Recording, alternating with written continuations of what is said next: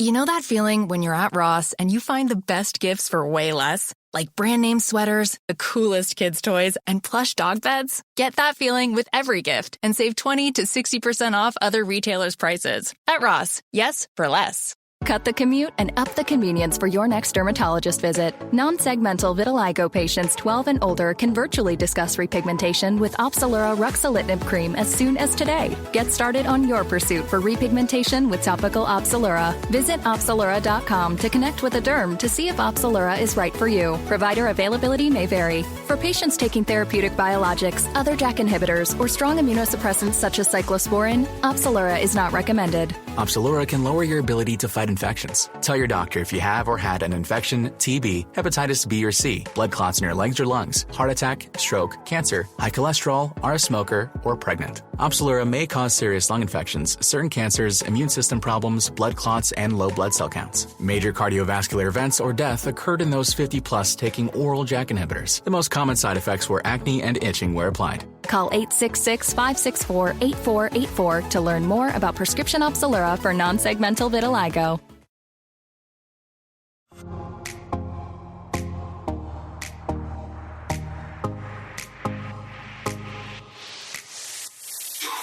What is up, everybody? Welcome to Wholeheartedly with Kendall and Galey. And I can already tell from the look on your face and the exhale that you've had a day. I know I've had a week. How are you? What is going on? How was Thanksgiving?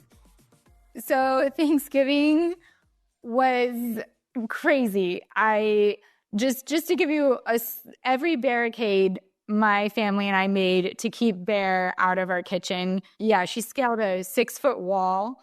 And I just kind of realized, you know what? Like, Bair can't be barricaded. And then I just felt like everything I kept doing was just not working. So, for example, Thanksgiving morning, I have this thing where I want to go for a long run and feel like, really fit. And then I sit down, I eat a full meal, and I take a big nap and everything. So that's like my Thanksgiving routine. So I go for my run in the morning. It's just above freezing. So it's like 39 degrees, which means when it starts raining, Gainesville. So it started raining on me. I know you've got a snow story, which I cannot wait to hear, by the way. But it started raining on me where it was wet, but not wet enough to be snowflakes. And so I was running in literally freezing rain. And I just kept thinking, wow, this is really cold. And I think I have Raynaud's where you don't have enough blood flow in your fingertips and your toes. And so I just get really cold. And I was like, oh boy. So I get home and I go to plug in my phone because it was on like 3%. And it says water damage, like removed from port immediately. And I'm like, no. And it goes, this may take a few hours to fix. And I'm like, oh my gosh, this is my lifeline. I'm stuck in Gainesville. Like, this is all I have access to for work. I need my phone.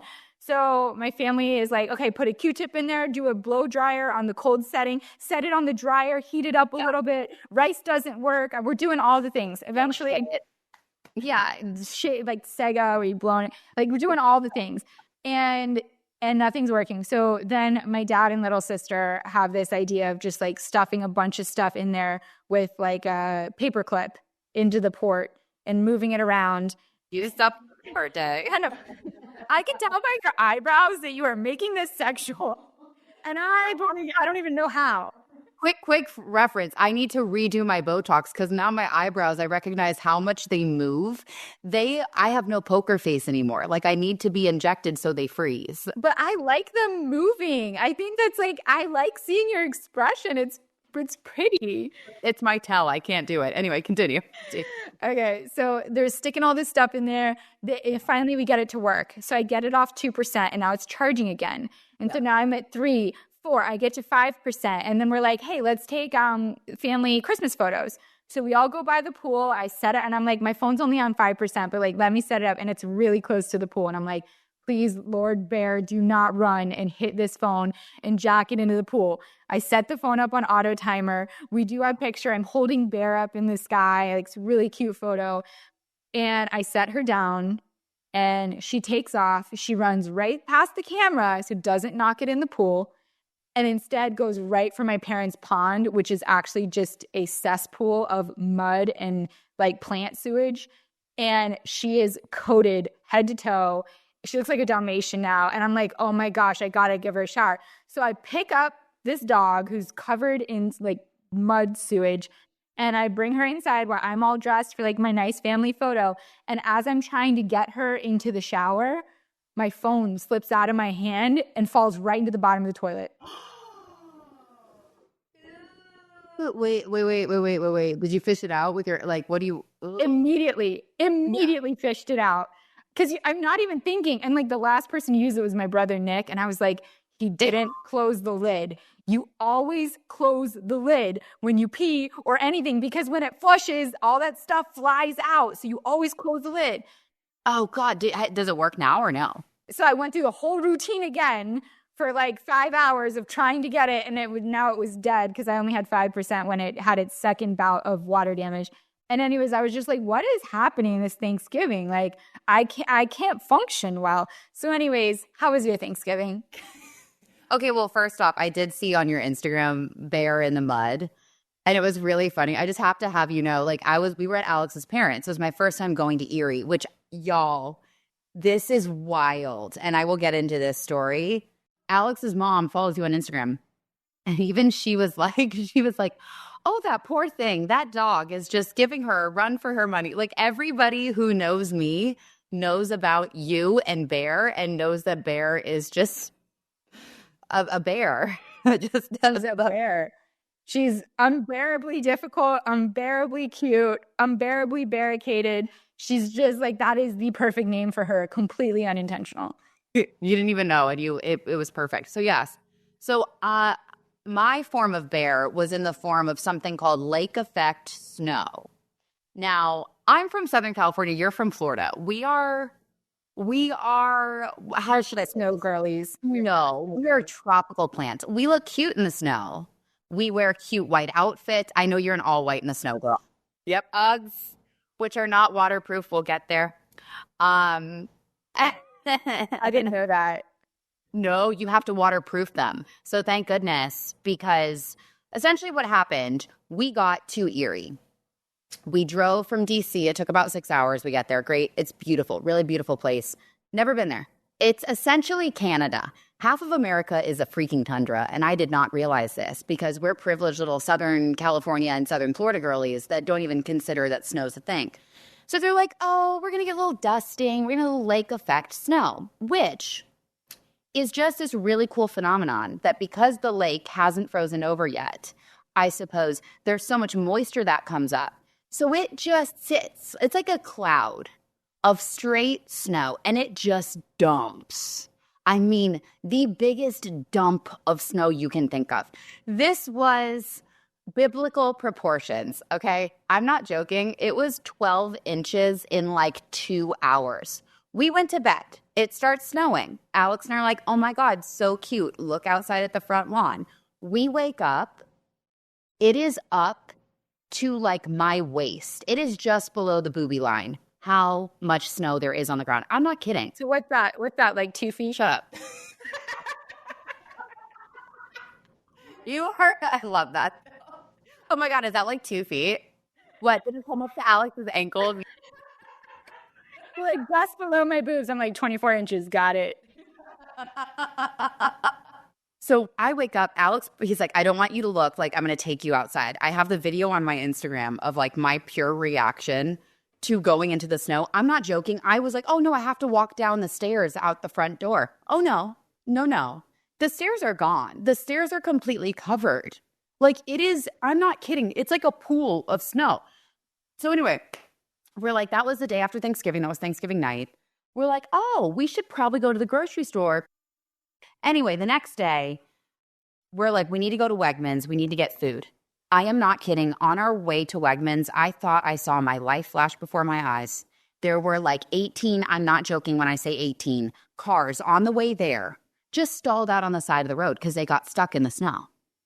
So anyway, we get like $500 worth of groceries from Wegmans because we don't know how long we're going to be stuck. Alex and I were thinking we were going to leave Saturday morning. Based off of the weather report, we're going to have to find a window and hopefully they plow the streets so that we can get the car out because by the time we get back from Wegmans, it's game over. It is end game. Like We're not leaving. Did you guys prepare? Did you prepare for this? Were you like, okay, we know what lake effect means. Like, get water in case the pipes freeze so we have drinking water. Get fruit and non-perishables.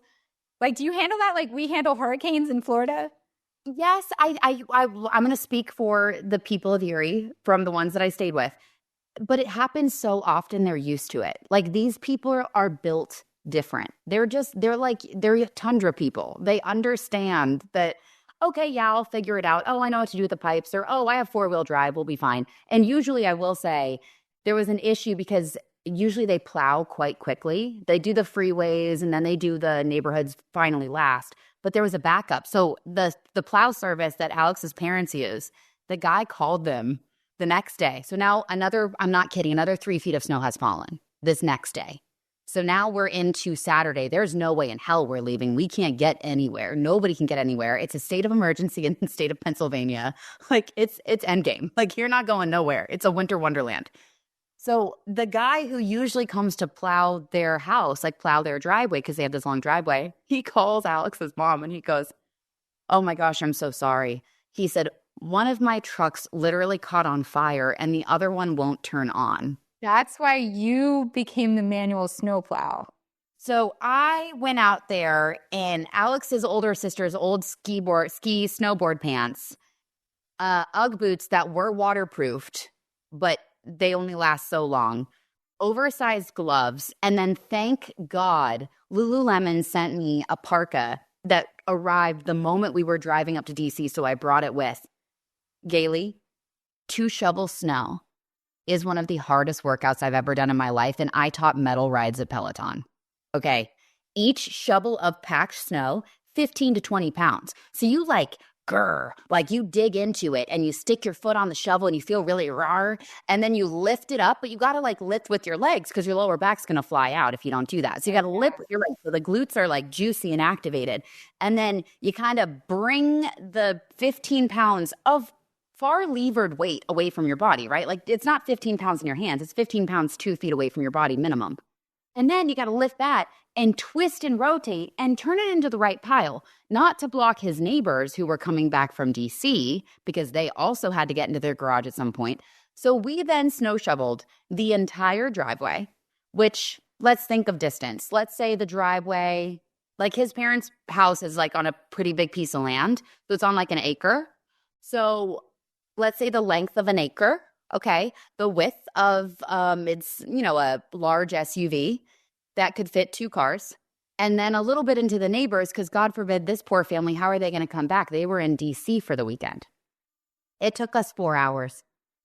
And we were hustling. I mean, hustling. It was wild. I saw my life flash before my eyes, but I kind of loved it. I got a workout like I've never had before. My upper traps are popping right now. My back looks so good from just lifting all that snowplow. It was crazy. It was crazy. Now, you are definitely invited back to every family Thanksgiving at that household. Well, you put in the time, you put in the manual labor, the blood, the sweat, the tears, the waterproof Uggs. You did the work. You're getting invited back for sure. Thank you. Well, that's the other thing too. It's my first time I'm staying at with my boyfriend's parents. So, I've met them before. We've done dinner, all that stuff. But this is a concerted effort. So I'm oh, this is really important. I really love this guy. These could be my in-laws. We gotta do this well. You don't ever need to say you really love this guy again, because the actions of you manually plowing an acre of a driveway, nobody's questioning if you really love this man. That, only love would do that. Love or threat of death are the only 2 things that would make somebody do that. And then on top of it, also, I love to cook.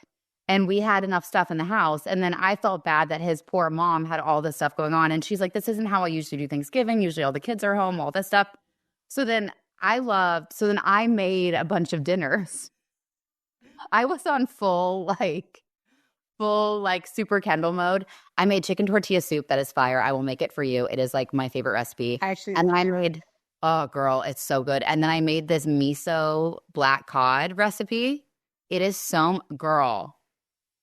His dad literally said it was the most exquisite fish he's ever had. And this man is the most well-traveled human I've ever met. I think 2 other people fell in love that Thanksgiving. I think it was Alex's mom and Alex's dad, and who they fell in love with was Alex's girlfriend. With the chef, the snowplower, the entertainment for sure.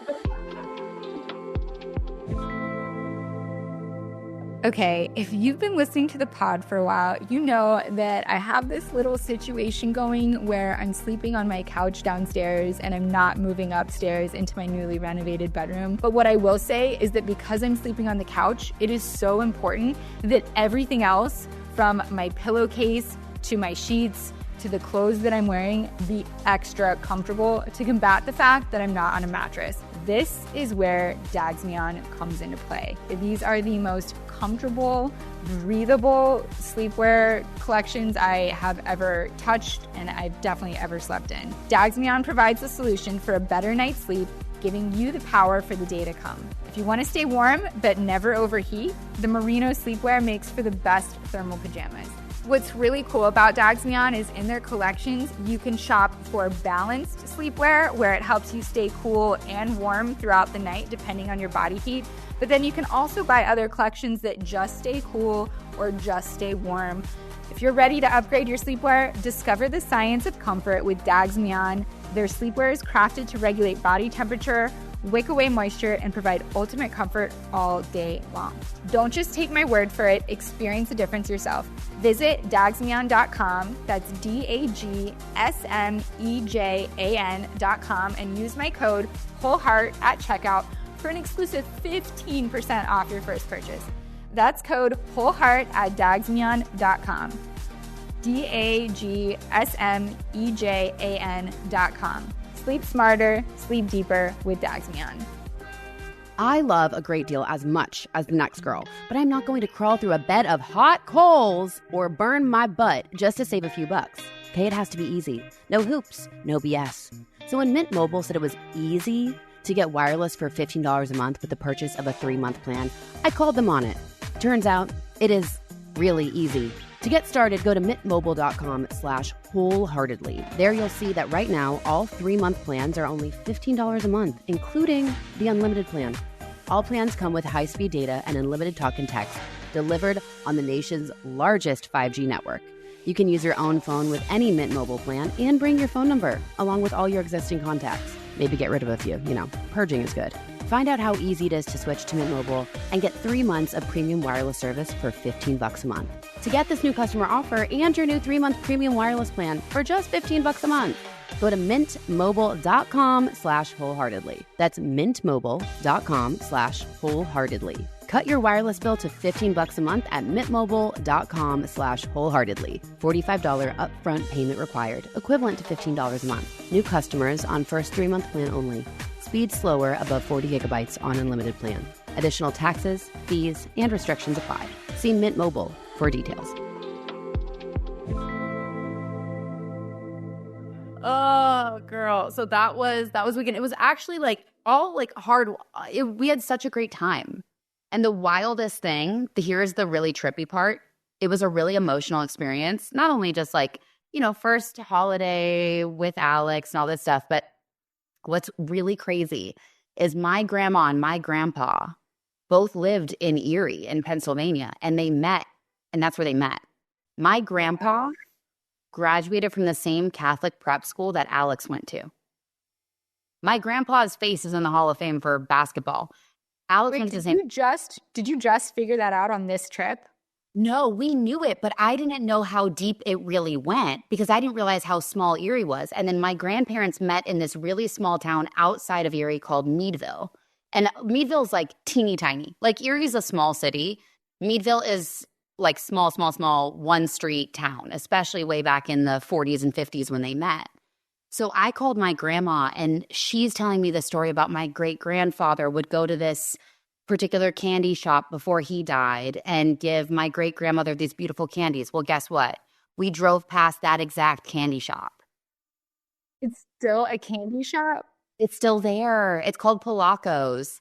But I talked to my grandma about that. I went to the same beach that my grandpa would take my grandma on dates. I'm getting emotional. It was so wild. And then the weirdest thing, because he passed away the year after in 2021, January 2021. And I just remember I kept thinking, I'm like, oh my God, I wish I could call him. Like, I wish I could like ask him where his favorite places were or what street he grew up on or where he would hang out and what he would do. And I just was thinking that Alex took me down to the beach to go and check it out. This was right when we arrived before the, deluge of snow arrived. And I was telling him about this. Now I just kept thinking, I miss my grandpa. I just want to see, like, I wish I could see him. And we're driving away from the beach. And sure enough, up ahead, and this is a gray, gross day, there is a tiny little Cessna plane flying by, which is what my grandpa flew because he was in the Air Force for 2 years before he met my grandma. And he would fly Cessnas in Erie. I know. Oh, I'm getting chills. It made me want to cry. And then, like, we passed the church and his prep school, which was the same church and prep school Alex would go to for his school stuff. So I'm like, oh my gosh, my grandpa, like, would be there and walk these streets. And, like, it was just so wild. It's giving, like, Heavenly Grandpa looked around at where he grew up because he knows they grow them well there and hand-selected Alex for you and then found a way to make your paths cross. Like, that's what it's giving. Totally. And the funniest part, too, is, like, before he passed, he would always joke around with me. He's like, anyone? And I'm like, no. And so we would joke around and we have this dance. Like, he came to visit and Michael Bublé's Just Haven't Met You Yet. I just haven't met you yet. Love that song. So there's a video that my mom has of me dancing around my grandpa with his cane. Granted, he's like a 6'4", like big Irish Italian dude. Like, he's a big guy. And he's like, humoring me while I'm like vaudevillian dancing around him, like laughing because that was our song. And he would always joke. And so I was making chicken tortilla soup that night when we were snowed in, all this stuff. And Alex puts on like a station to put music on in the background. And guess what song comes on? No. Yep. Oh my God, I'm gonna cry. Did you? Oh, cry? I had so many little like weepy moments that I was like, oh my gosh, wait, like this is crazy. Like, is this my grandpa coming back and saying, yeah, I approve? Because that was the thing. Like, I know he was funny with me. He's like, he's gonna have to be a tough one. He's gonna have to be a special one. Not kind of saying I'm a lot, which I am, and not in any bad way. But he knew kind of that I'd need someone really great. And for, I don't know, to be in Erie, to be in his hometown, which is also Alex's hometown, to have all these things happen and this weird like kismet congruence, and then to have these little winks that I'm like, oh my gosh, he's so around and he's so enjoying this. I know he laughed watching this no trouble. I know he laughed. There's no way he wasn't howling. I call them that too. They're little like God winks where they're just like reminding you that you're not completely in control and that things are happening. And whatever you believe in the universe, you believe in God, you believe in something spiritual, a higher power, like whatever you believe in, like it winks at you sometimes. And it does these little things that just pause you in your tracks and you go, there's no way that was accidental. Like there's no way all these things just happened and I'm supposed to be receiving whatever message this is right now. I fully believe that. Okay, so wait, if Grandpa sent you Alex, does that mean Charlie sent me Bair?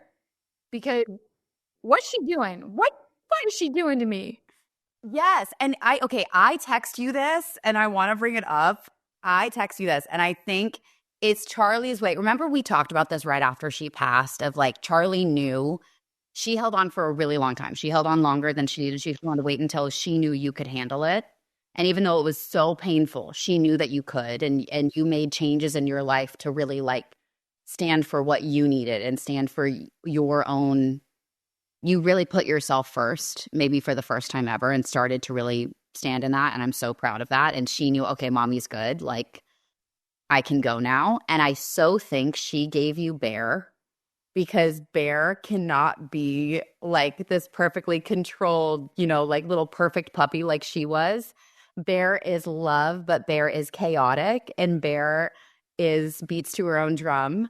And it's asking you to get outside of your comfort zone. It's asking you to continue to grow, to be Bair's mama. And I just think it was Charlie saying, you're ready to take on something like this and to be made a little bit uncomfortable for all the beautiful reasons. I think Bair's here to help you grow, and Charlie gave her to you. I cannot help but agree with that because here I am having such a hard time emotionally moving out of the place I've been living in since I had Charlie to like go back upstairs and live in my house now that the renovation is done. I'm like emotionally, I physically can't get off the couch. Like I just want to be where she was, and I don't want to make new memories in the other place. And I want to keep it exactly how it was when she left so that nothing changes. So it still kind of feels like it was when she was there because it hasn't been lived in like when she was here. So I have all these emotional connections that are barricading me into my kitchen TV area. And then here I have this dog who cannot be bothered, cannot be controlled, cannot be maintained, and pole vaults over every barricade I set for her. And it's almost like she was brought into my life to force me out of the barricade that I'm keeping us all in because I'm having a hard time moving on with my life. And she's literally forcing me to sprint upstairs and pick up her poop off the floor in my bedroom because she jumped, ran up, and like launched one. Like so she's making it so that it's not clean, so I can't keep it perfect anymore. She's making it so that I have to physically go up there every day to clean up after her. And she's making it so that I am aware that I'm not in control. Yeah. But what's beautiful is like we are in control of some things. We're in control of our responses and reactions, which is difficult. We're in control of how we perceive the world and how we are to other people and to ourselves. But the concept really beyond that, it's kind of freeing and also kind of frightening at the same time because it just is. We really can't control anything else. It's really out of our hands. And so, I saw this really great thing. It was on Instagram, and there's a quote that says, "The bird has wings, and when it's on a branch, it doesn't trust that the branch won't break. It trusts its wings and its ability to fly away if it does." I love that. And I think that's a really good message for you right now. Like, you've been through so much, and you've conquered and handled so much, and you have those wings, you have that skill set. Like, you always end up landing on your feet, and you always end up getting through it and making it better. I mean, you do it with home renovations. You do it with every other purpose of your life. And so, of course, it's going to be the same thing for you and for what you want next and where you go. And yeah, I don't know. I think can I make a bet? Can I make a bet? I'm not a betting woman, but I want to make a bet. Please make a bet. Okay. So I think that the second that you move up into the big bedroom, I think Bair is going to be a little bit more contained in the sense I think her behavior may calm down a little bit. Yes, she's aging, so she's going to start calming down. But I have a feeling, my spidey senses are telling me that if you start to move up into that room, Bair will settle down a little bit. Hey, don't tempt me. Don't tempt me with a calm time because I will go all in. That's my point. You might want to try it. You might want to try it. Oh, you're like frightening me, but it might work. That might totally convince me. So kind of interesting when you were talking about this kind of picturesque Thanksgiving where you and your new boyfriend, you're so in love and you're falling asleep on Thanksgiving night and like the flurries are starting and it's so beautiful outside and you just had a Thanksgiving with his family and then you're having fun even though it's chaotic and difficult, snow plowing everything, and you're doing all these great stories. And I was like eating up every single one of them. And then you're making all these meals for his family. You're playing Michael Bublé and dancing in the living room. Like it sounds so storybook.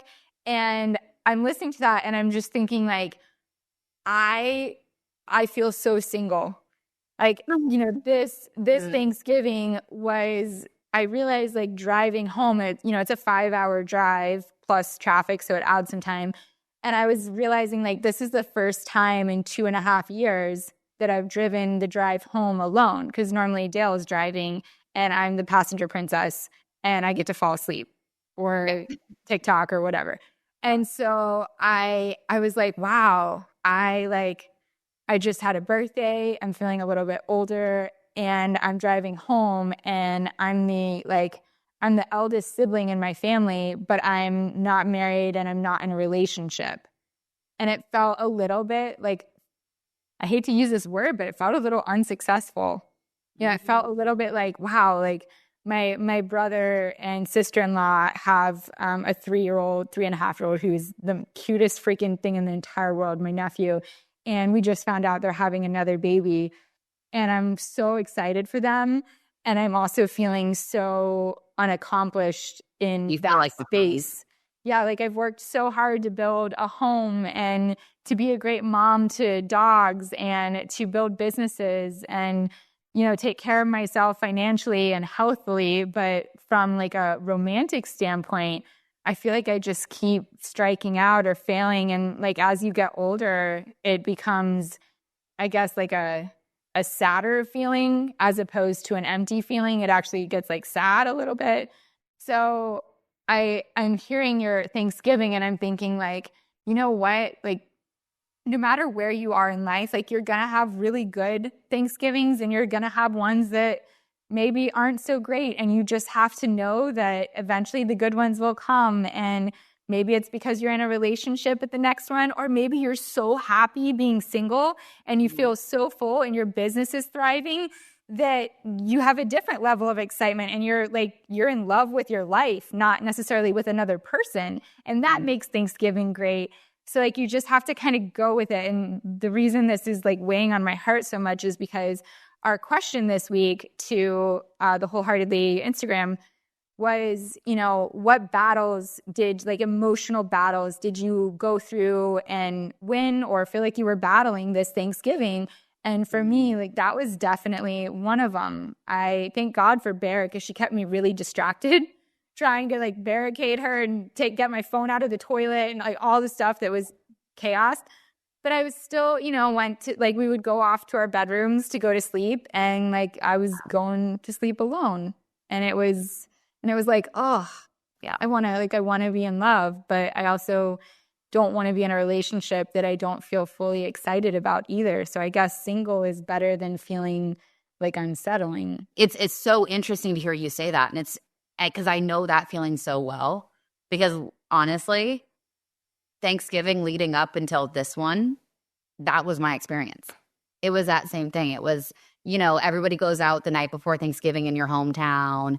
And I just wouldn't go. One, a lot of my, the hometown I grew up in, a lot of the people that I know don't live there anymore. But also it's just like, I don't want to go back and be reminded of the past and compare. That's inevitably what we do, right? Like we see other people with what we perceive to be everything. This time last year, I was home alone. I know, you know what? I was back. God, it's funny time. I did Thanksgiving by myself. I just was at home in New York. I wasn't able to fly back because of my Peloton schedule. They were very difficult about getting all the way to California. I had already taken so much time at the top of the year because my mom had that accident and she was in the wheelchair. And it was like they were very difficult about trying to take that kind of time to get back. And it's difficult when you live in California from New York. It's not like a 2-hour drive. It's a whole day of travel. So I remember last year was the first year that I just was by myself. And there were offers from other people like to go to Brooklyn and I chose to be alone. And I was in a very deep, kind of darker place because I had gone through that previous relationship that year before. I now knew what I knew and I isolated. I wanted that kind of solitude, I'm definitely an isolator. I feel like last year it really taught me presence, especially with my mom having to be in the wheelchair for those 3 months. Long story short, guys, she's good. She had a foot surgery and then she accidentally, my kind of fault, broke her other foot falling off the scooter that she had in recovery. Oh yeah, that was Christmas the year before. And then she was in a wheelchair for 3 weeks. My fiery AF, spicy, I can do it all Italian mother. It was not good times in the Tool household, you guys. It was fiery and a lot. But I think if you're feeling, and she grew a lot through that experience of being kind of held back from what she knows to be true and having to be forced into slowing down. And sometimes it's those yucky, like being forced into being single or being forced into isolation or in that gap. But that's where that really last little good bit of growth happens. That's where those last little lessons come in. That's where you start to find peace because you just have to find that acceptance that this is what this is for now, and I'm going to choose to be present and find what I do enjoy about this moment. And then something about that like radical acceptance and just like surrendering into what it is. And then boop, then it happens. Like it's almost feels like it's out of thin air, but it really, I think what you want is always on the other side of suffering and and after that suffering, thumbs up, after that suffering, then it's surrender.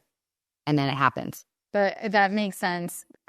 I think that holidays bring up so many emotions because I think we've always pictured and presented holidays to be a time where you are happy, you are together, you feel safe, you feel loved, and you're celebrating, right?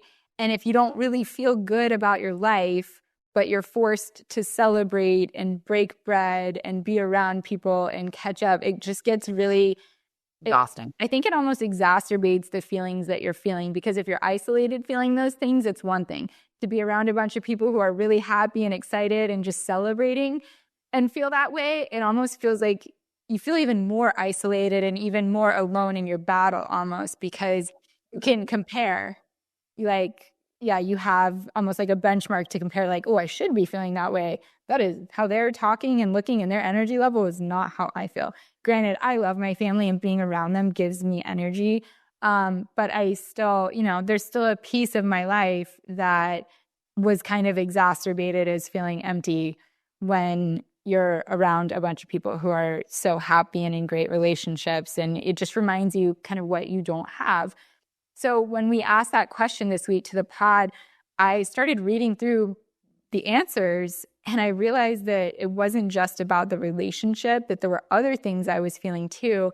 And I almost didn't even realize that until I was reading your answers. So one of the comments, actually, this is a recurring thread that I saw, but when asked what you guys were battling with this Thanksgiving, a lot of them were around food and struggling with food. And so one of them said, food struggles, I'm in eating disorder recovery. It's so tough around Thanksgiving. Yeah. And that's also something that I battled. And so Thanksgiving, a time when you're supposed to be able to feel a little gluttonous and go for it and eat that extra dessert or try all of the desserts or get seconds or whatever because everyone's doing it. And you know that you're not going to be okay mentally if you do what everybody else is doing and you have to restrain yourself. The way, my ED therapist actually gave this analogy to me and I have never forgotten it. And she said that if you're an alcoholic, and you're in recovery, it's easy to get all of the alcohol out of the house. And if you drive by a liquor store, you don't pull into the parking lot. You just keep going. So the monster stays in its cage. You never take it out. But when you have an eating disorder, you have to take that monster out and walk it on a leash 3 times a day because you need to eat at least 3 meals a day.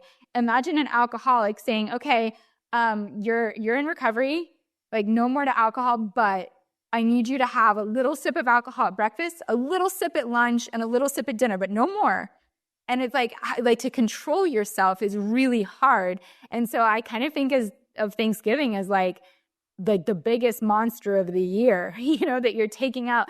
So if you're already feeling these emotions about your relationship or your job security or financial stress or whatever, and then on top of that, you got food issues, it's hard. It's hard out there. No, I think that's such a valid point because, again, the holidays also are a time when everybody comes together and everybody is catching up on what's happened from the last time you were all together, maybe this time last year.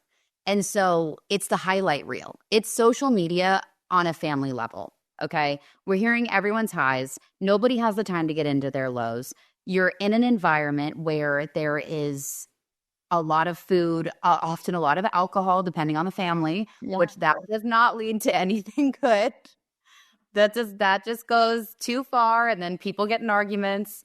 We're coming out of a very politically divisive time, and there's still a lot of very, valid, strong opinions that people have, and they bring those with them. They bring their baggage. We're still only 4 years out of COVID, if 3.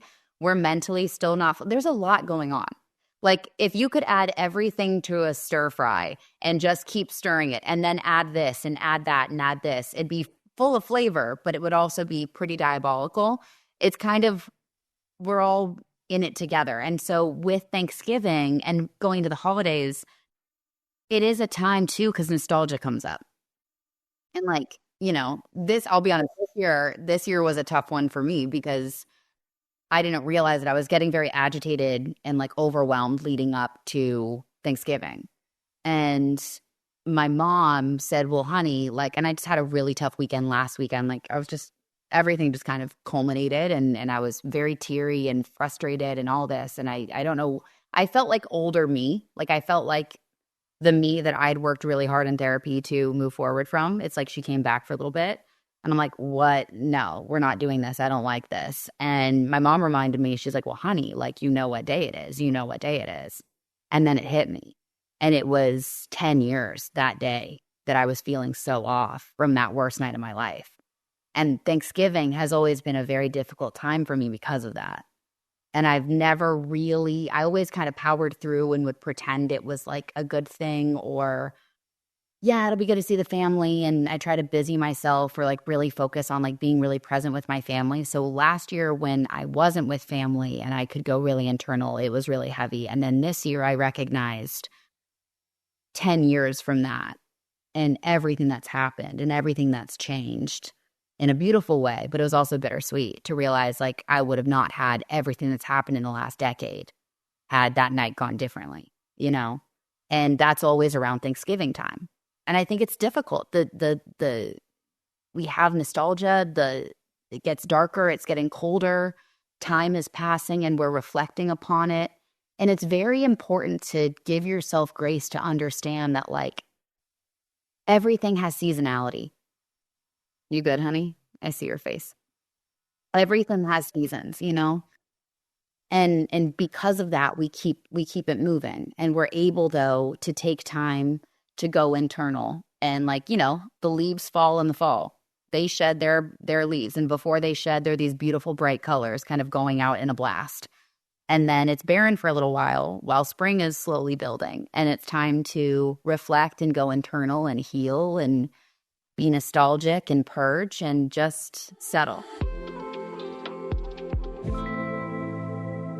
Wholeheartedly is brought to you by Progressive Insurance. Hey, loves, whether you love true crime or comedies, celebrity interviews, hard news, or even motivational speakers, you call the shots on what's in your podcast queue, right? Well, guess what?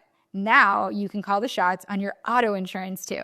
Enter the Name Your Price tool from Progressive. The Name Your Price tool puts you in charge of your auto insurance by working just the way it sounds. You tell Progressive how much you want to pay for car insurance, then they'll show you a variety of coverages that fit within your budget, giving you all the options. Now that's something you'll want to press play on. It's easy to start a quote and you'll be able to choose the best option for you, fast. It's just one of the many ways you can save with Progressive Insurance, just like I do.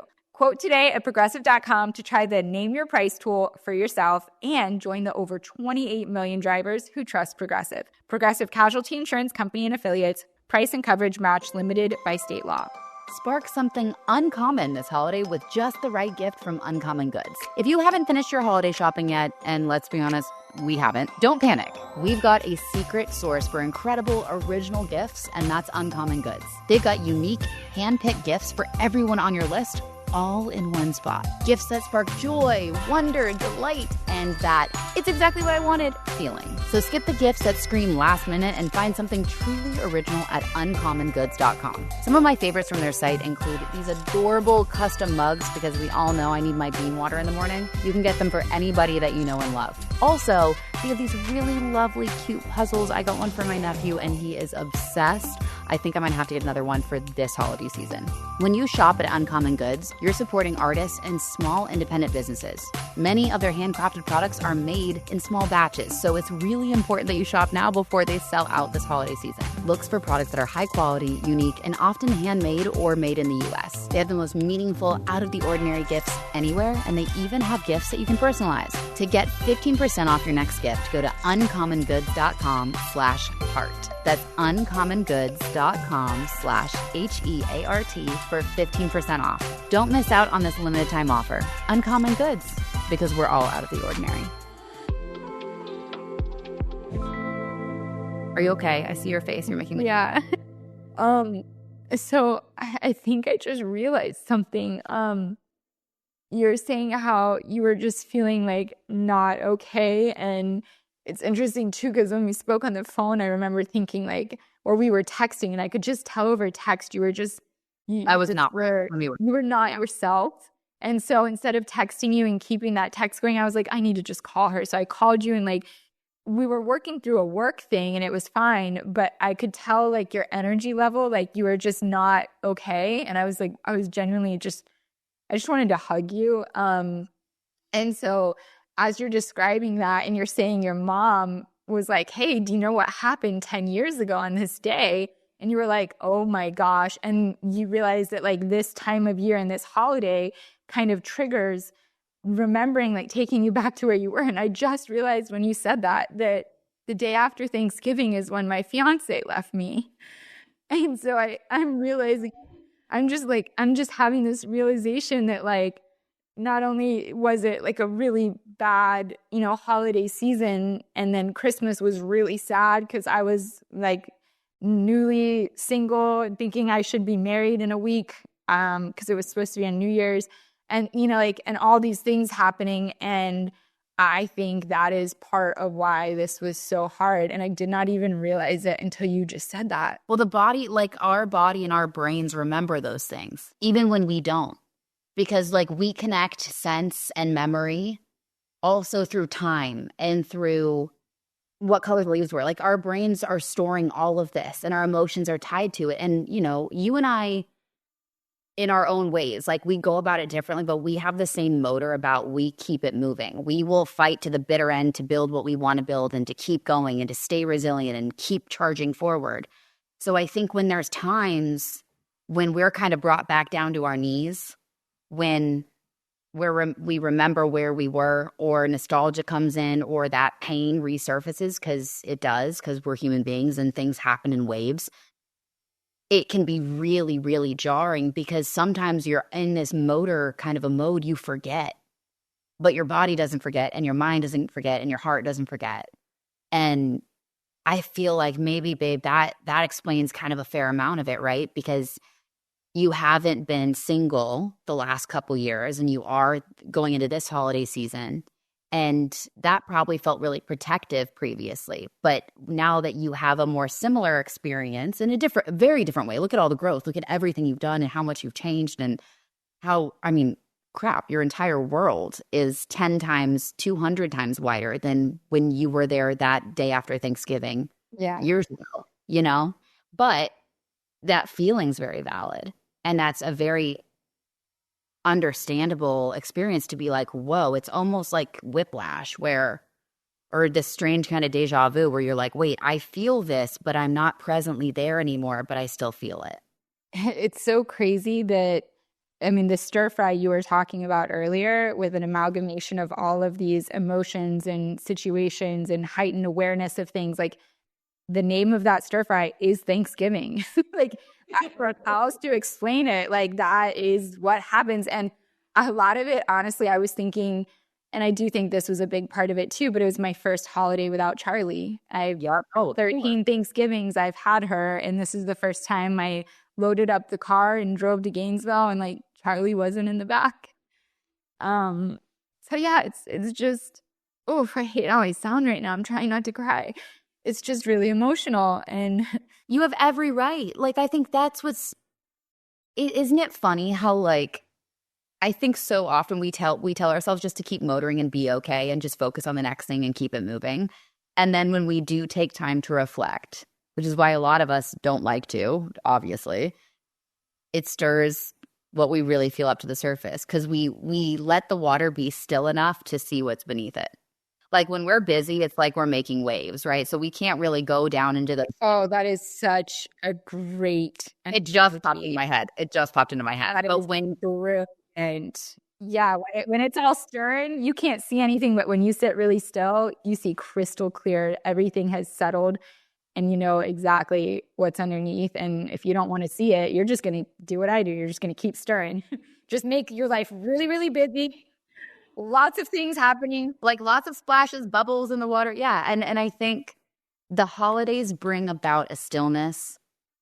The winter time brings about a stillness.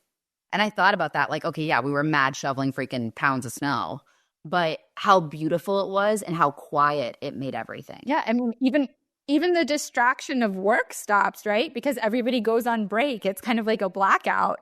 So even the things that I normally stir, and I call it ADHD, but it's probably low-key a trauma response. And like, I just keep stirring. And like, I was like, I kept checking my Gmail and I'm like, why am I only getting spam emails to delete? That's not enough work for me. I need more work. I need more work than deleting spam emails. Give me actual work I can do.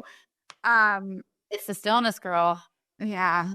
I think when we talk about the holidays, we're fed a marketing about, which I get, right? It's all about togetherness and lights and gifts and warmth and hugs and embraces and all those wonderful things, which is true.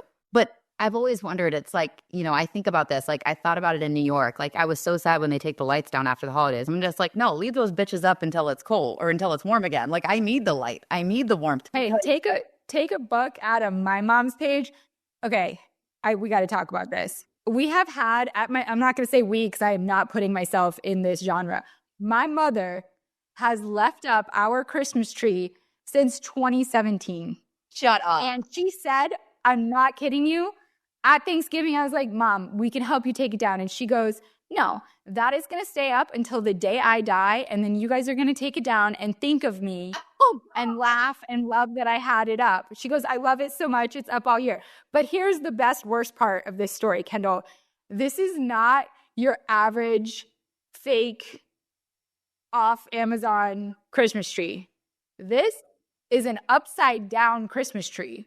So it starts really small on this little stand and it goes up like a triangle wide into the sky over our piano.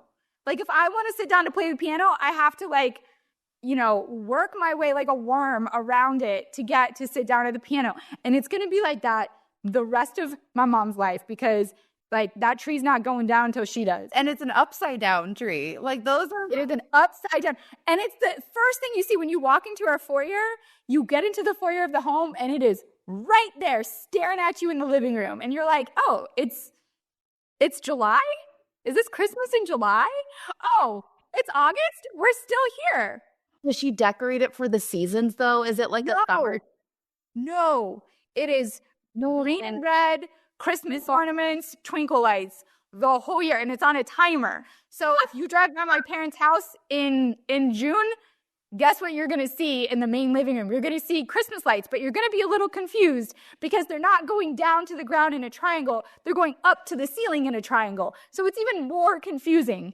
Like, I love my mom's quirkiness, and it's something we'll love about her forever. But in real time, it's a little like, I don't know if I want to bring a boyfriend home in summer because it's going to be questionable. Oh my God. And for you of all people who's like so orderly and so like seasonal and like neutral palette and like, let's refresh for the season. Oh my goodness. I went to my friend's house when we were there, Aaliyah, and she is blessed with the CDO that I have, and we send each other pics of like our homes and things that we just organized because we know we'll both get like high off of it.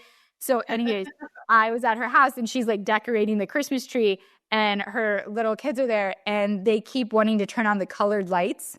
Oh no. And she has this rule where like, yeah, guys, when I'm taking a shower and I physically cannot see the tree, you can get in the drawer and you can switch it to colored lights. But the second that shower goes off, you turn those white lights back on because I can see no color. And I'm like, I just saw like the mom that I will be. I literally just watched me as a mom right there.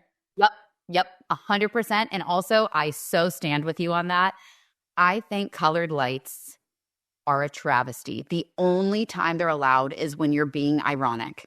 Like if you're trying to go for like tacky Christmas, colored lights are fine. You can have them in like an Italian deli in New York at the holiday. I get it. It's kitschy. Yeah. But in all seriousness, that and those fricking, I held it in. I held in the F word. I said fricking. I'm very proud of myself. The blue LED, not the warm white, those blue LED lights, get rid of them. They're disgusting. They are hideous. I am sorry if I'm offending anybody who's listening to this. This is just my personal taste profile. But if they are not warm white lights, I do not want them, and I don't want to see them on your home. I rest my case. If it ain't warm white, I don't want it. It's trash. Get it out of here. Okay, so I want to read. We don't have much time left, but I want to read a couple more of the Instagram pod answers because you guys were just feeling all the things. And honestly, I just want to thank you because it just made me feel less alone, seeing that you guys were also just going through so much. Kendall, did you just find a good one? Yes, I did. I think the biggest one that always gets me is like the missing chairs. Like, oh my gosh, this sweet baby. Since 2020, I've lost both parents, my brother and my husband.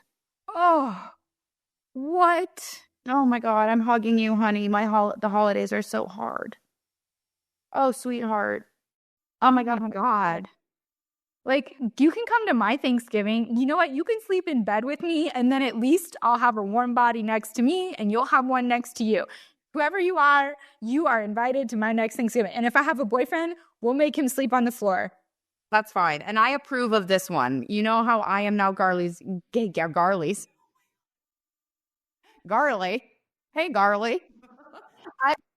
Garley. Picking out Garlic for Garley's. I'm Galey's gatekeeper when it comes to who she allows in her home after last week's episode where we discussed Mr. Doctor who loves the ribs. But I am full send on this sweetheart being in your home. Oh my gosh, guys. Like, if you, please know, like, if you're going through grief and that level of grief, just, bless her heart. Like, grief is very, very difficult, and the holidays are always such a hard time because it always comes back up. It's memories, it's nostalgia, it's what could be versus what was, all of those what ifs. And I just, we're sending you a huge hug through that, and know that if ever you feel like you're alone in the experience or that, just you're not, we're here for you and we care about you, and saying a little prayer and holding extra space at the table for every single one of you. Maybe next year, wait, Galey, like, can we host a Thanksgiving for everybody who doesn't have Thanksgivings? Yes, we'll do like a Friendsgiving. Yes, I love that. Friendsgiving. Like, wouldn't that be cool? Even doing sorry, just random thought, but like in person and live streaming it. Because Thanksgiving kind of sucks. It kind of really does. I hate to be like the bearer of bad news, but this is reality. Like, Thanksgiving kind of sucks. Like, unless all the stars align for you and you feel really, really good about your business, about your relationship, you're in love, they're in love with you equally, and you have a great family, and everybody was able to make it. Nobody has died in the last year. Like, everything, the food is good. Like, everything aligns, then Thanksgiving's great. But let me tell you, that doesn't usually happen. So Thanksgiving kind of sucks. That's a good point. The amount of bingo you need, on a bingo. That's what I was thinking of. Bingo. Veto. And it just never happens. It just never works that way. Maybe it does once in a blue moon. Mine was really great this year, but then at the same time, the difficult part, my brother's alone on Thanksgiving and my parents are by themselves. And this is the first time that I'm with Alex's family. And so now we're going to start doing the trade-off thing, right? And then I feel guilty that I'm not with my parents because I'm always the one that's with my parents. I always make sure to, and they were good. They went to a steakhouse. They were fine. My mom's like, I got a burnt steak. I loved it. She was fine, and she didn't have to cook. But it is, guys. I think just remember Thanksgiving is never perfect. And it's kind of such a pressure-filled holiday for it to be quote unquote perfect that really just wear sweatpants, eat whatever the frick you want to eat. And then whatever is going great is going great. And whatever is not going great, table it till next year. Let's just wind it down. Let's just be together or be by yourself and understand it's not the expectation we all have in our heads. It's just not. Yeah. Give thanks to yourself by doing what you want to do. And if that means isolating, if that means being around people, if that means eating what you want, or if that means being very careful about what you eat because you know it'll make you feel better afterwards, but not to an unhealthy extent where you're over controlling it and you're not getting enough calories. Like, set yourself up for as much Thanksgiving success as you can. And if you did lose somebody, like me losing Charlie, I was really sad when we were sitting around the table and my dad was, raising his glass to give thanks to everybody. And I kept thinking, like, God, I wish Charlie was sitting under my feet right now. But then I looked over at Patch and at Bair and I thought, you know what? Losing Charlie makes me extra grateful that they are both here right now and they're healthy. So reframing it as like, I miss this person so much to, this person has given me the gift of realizing how precious time is. And I really want to be grateful for all the people sitting around me right now and that I have air in my lungs and so do they. And we don't have any major crisis, that we're waiting for because everybody's healthy and everybody feels like pretty good in their lives. Like there's still things to be grateful for. What you were just saying about, it's impossible to have the perfect Thanksgiving. Somebody wrote that they were struggling with reassuring themselves that they're not a bad mom because their holiday wasn't social media perfect. Oh, F that. F Norman Rockwell. Norman Rockwell does not need to use social media. No. Yeah, and if you feel that pressure, like you have to make a social media perfect Thanksgiving, I could sit here and be like, trust me, like all the stuff sure, I showed Bair trying to get over a barricade and we were having fun, but I also dropped my phone in the toilet and went to bed crying, because I was feeling lonely. So just because you see stuff doesn't mean you're seeing all that. You're only seeing the highlight reel. I could tell you that, but that's not going to help because either way, you're still seeing that stuff and you're still absorbing it and comparing. So what I would say is if you really feel like your Thanksgiving is not social media perfect, just don't go on social media and look at anybody else's because theirs doesn't matter. Only yours does. So put the energy you would have spent by browsing and scrolling back into your family. And that is the best, most perfect Thanksgiving you could have because it's you with the people you love and nobody else really matters.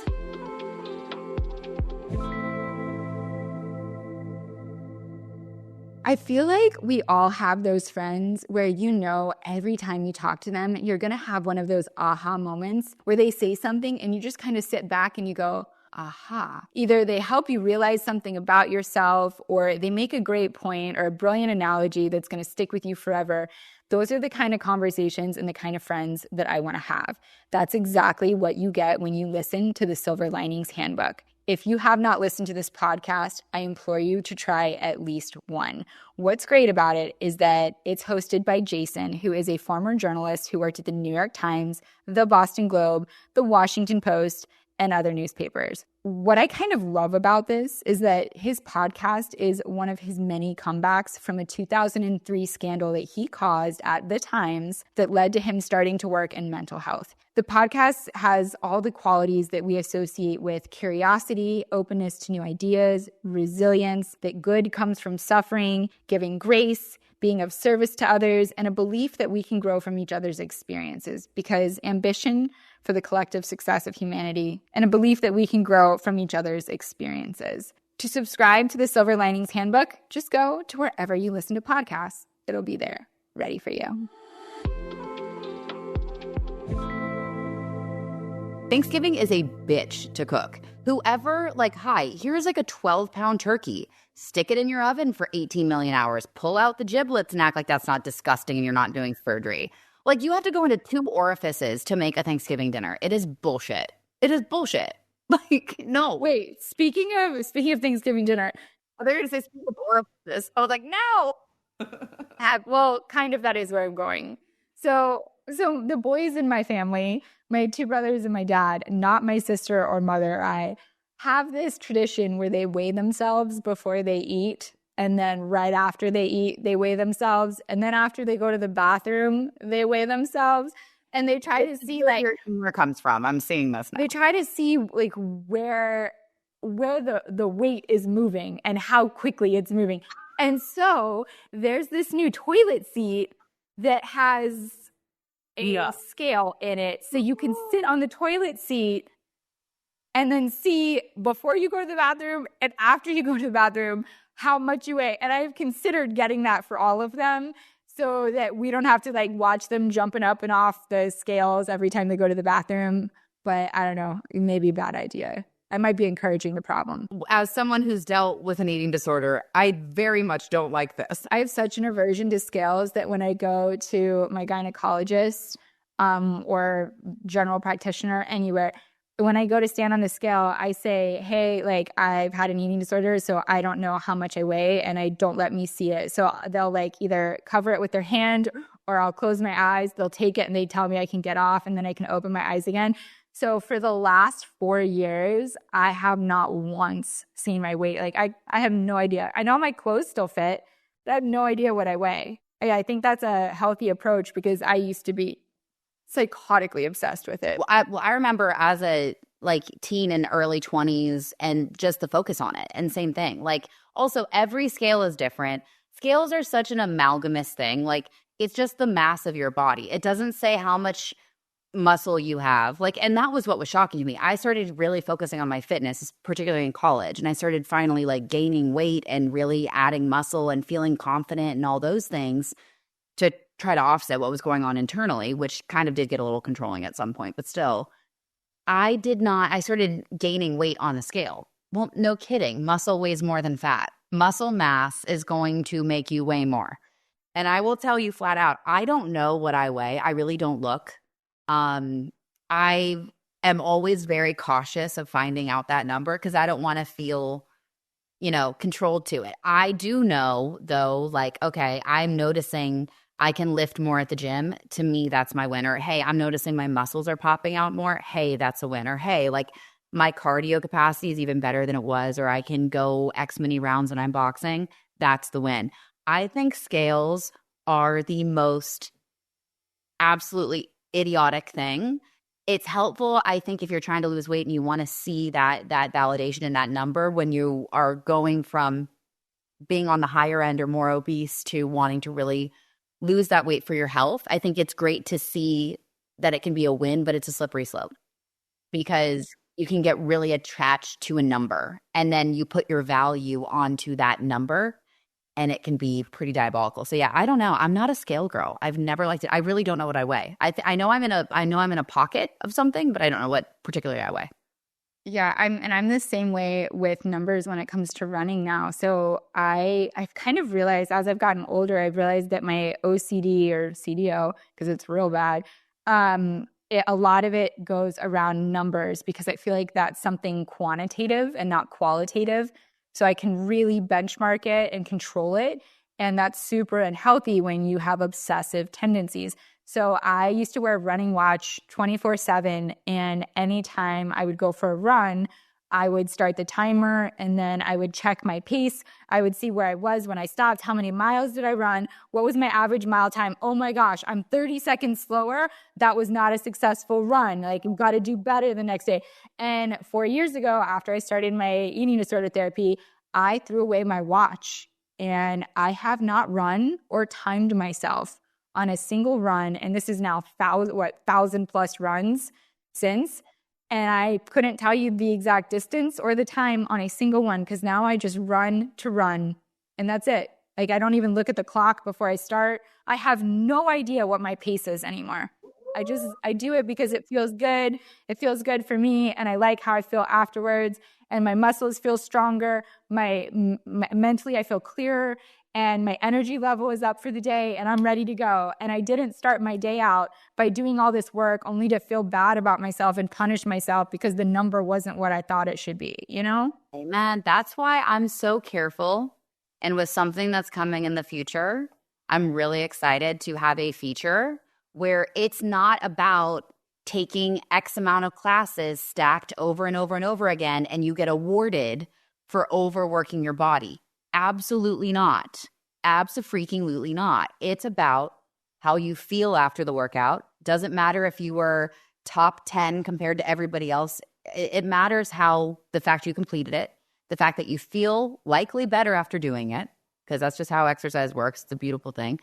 And also that it's in balance, that you're taking a rest day, that you're doing proper recovery tactics, that you're taking care and training your brain too. You're doing nice little breathing and mental techniques. So I love that. I'm so proud of you because it's such a big deal. People don't realize that when you're coming from going through an eating disorder or anything really focused with OCD, there's a lot of control mechanisms. And being able to part from the device or from something that helps reinforce that level of control is a huge step. Like it's very, very, very difficult to do. And damn, girl, I'm proud of you for that.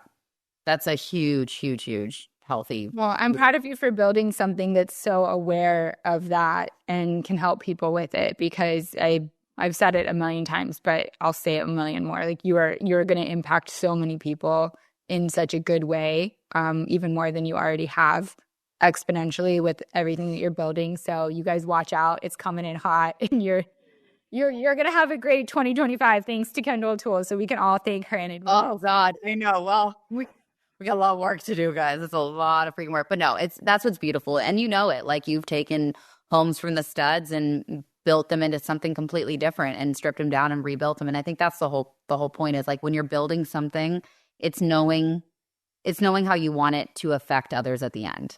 Yeah. So what are you working on this week? Well, I'm going to be honest. You know how I said I was going to slow it down? And I will say my snow shoveling weekend, snowed in, was very great for my mental health. I need more of those. However, I just got invited to be on a panel at Art Basel, and it's with Serena Williams. So I'm like, I'm not. Oh my gosh. What? Yes. So here's the deal. I have to fly to Atlanta for a huge shoot for this brand I'm going to be working with that I get to fill you in on. And then flying immediately down to Miami for Art Basel for this one panel, really cool event with Serena Williams for her makeup brand called Win, which is really cool. And then flying back up to DC because we're going to celebrate Alex's birthday. Wait, am I going to get to see you when you're here? Hopefully, I will let you know. Even if it's just me getting to see you on the panel, like I'll be in the crowd fangirling and like cheering you on. Yeah, it's with Meta. It'll be super fun. And then there's like a workout after, which will be really cool. But yeah, so I thought it was going to be a calm little quick trip down to Atlanta and then celebrate Alex's birthday this weekend. And then it became Atlanta, New York, Florida. It's good busy. It means people want you and you are needed in places and your brand carries weight. And like it is why you left to bet on yourself, because you bet these things were going to happen and you were going to work really hard for them. So now that they are, we just got to suck it up and just get on those planes. You go. You got it. You got Air Mile, baby. Yeehaw. Anyway, what are you working on, Kathy? I'm working on a new barricade. I got to figure out how to get this little freaking munchkin. You almost said it. She's like 23 pounds and a terrorist in my house, and she's winning every battle. Like I thought I was the most creative, witty person in this house, but no, it is my like 16-week-old dog. So anyways, I'm working on more barricades. I ordered like higher fencing. We'll see. Are you going to put doors on though? I mean, at a certain point, I feel like you just have to put doors on. Can you do doors? I can't because of the way it is. It would just ruin the look of the house. You're like, the aesthetic would be so off. I can't. I know. Yeah, the aesthetic says no. Cannot be done. It is not. You know what it is? It is not to aesthetic code. To Galey's aesthetic code, I actually which is a real thing. I'm literally writing a book on it. So yeah, it doesn't pass. It's out. No doors. Sorry. So yeah, that's what I'm working on. But you guys, we hope, even if your Thanksgiving was emotional and hard, we hope that that's normal. It's totally normal. If it didn't look social media perfect, that's also normal. And if it was wonderful and you were so in love, like Kendall, that's not normal, but that's wonderful. And you should be so grateful for that. Guys, it was years in the making. We got a win. We got the Holy Grail touchdown. I'm going to run with this ball as long as I can, okay? That's just how it rolls. Yeah, just roll with the Lake Erie snowball. And I appreciate you guys so much. Thank you for being here, for listening. Also, thank you for making my rug launch so successful. You guys have been buying on Amazon, on Wayfair. It's all linked on my Instagram @GaleyAlex. So thank you for that. Kendall's got some really exciting things out already with her hats and everything on NKO Club. The newsletters are fire.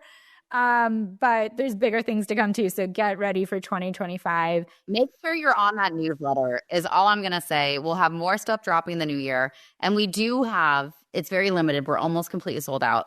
We're not going to bring them back probably. We might if people really want them. They are camo NKO Club trucker hats. They're super cute and they go with everything.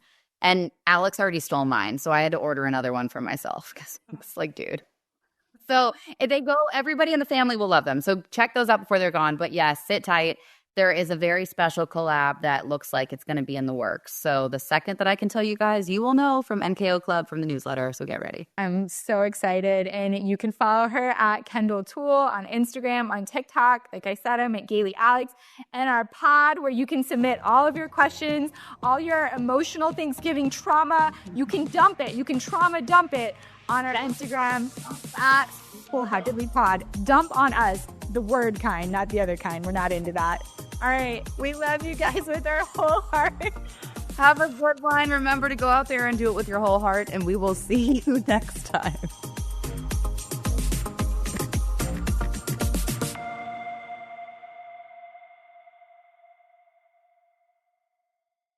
Cut the commute and up the convenience for your next dermatologist visit. Non-segmental vitiligo patients 12 and older can virtually discuss repigmentation with Opzelura ruxolitinib cream as soon as today. Get started on your pursuit for repigmentation with topical Opzelura. Visit Opzelura.com to connect with a derm to see if Opzelura is right for you. Provider availability may vary. For patients taking therapeutic biologics, other JAK inhibitors, or strong immunosuppressants such as cyclosporin, Opzelura is not recommended. Opzelura can lower your ability to fight infections. Tell your doctor if you have or had an infection, TB, hepatitis B or C, blood clots in your legs or lungs, heart attack, stroke, cancer, high cholesterol, are a smoker, or pregnant. Opzelura may cause serious lung infections, certain cancers, immune system problems, blood clots, and low blood cell counts. Major cardiovascular events or death occurred in those 50 plus taking oral JAK inhibitors. The most common side effects were acne and itching where applied. Call 866-564-8484 to learn more about prescription Opzelura for non-segmental vitiligo.